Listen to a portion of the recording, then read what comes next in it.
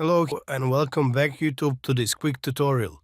In today's video I'll be showing you how you can get into any Instagram profile that you want, and today's video I'll be showing you how you can get into the profile Jennifer, or any for that matter. So all you need to do is just try to follow them, and if they don't accept you, you'll be forced to use GoonView.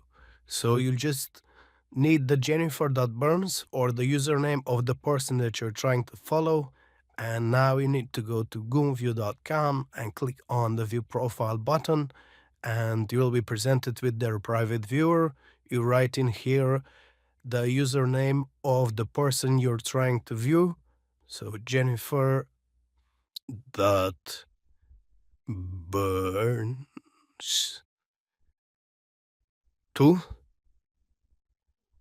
and just click connect. Wait for the program to find the person, verify that it's the same person. So that's Jennifer Burns, 740 posts. Click confirm account. Wait for their amazing application to do its magic to unlock the profile. And this doesn't really take long. I don't know how they do it, but they always work. So this is an amazing website. And bam, as you can see, the profile got unlocked. I can download or see any of the photos that you posted. You can see stories, followers, following list, everything that you want to do.